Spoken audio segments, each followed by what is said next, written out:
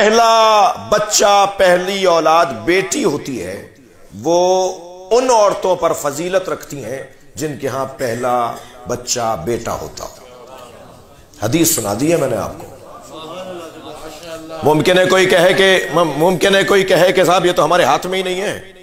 तो हां, कुछ फजीलतें अताई भी तो होती हैं, कुछ फजीलतें जजाई होती हैं, कुछ फजीलतें अताई होती हैं।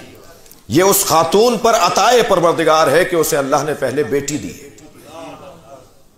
जिनको अल्लाह 3 बेटियां मुसलसल दे दे, मेरे मौला नबी फरमाते हैं जन्नत की जमानत मैं लेता हूं।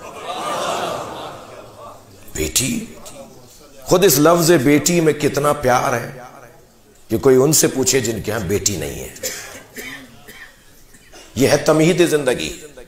जीने का मजा आता है, जीने के लिए का शौक बढ़ता है कि अभी और मुझे जिंदा रहना है, मुझे बेटी मिली है।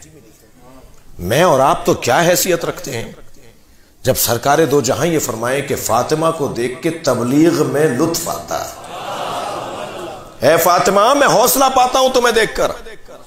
सारा माशरा मुझे अजियतें पहुंचाता है, मगर जब मैं फातिमा को देखता हूं तो मेरी सारी तकलीफें दूर हो जाती हैं कि मेरे पास फातिमा है।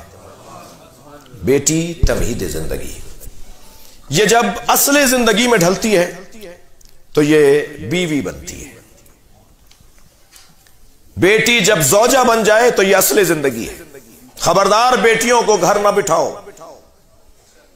वक्त आ जाने पर, अहल मिल जाने पर, कुफ मिल जाने पर, जाहिरी और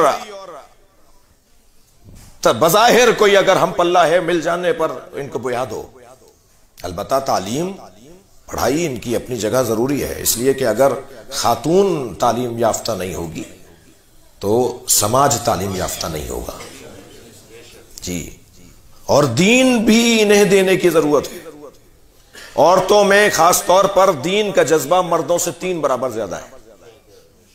अगर मेरी बात रोशन ना हो तो मिसाल दूं, मैं तो 3 मजलिसों के बाद थक जाता हूं।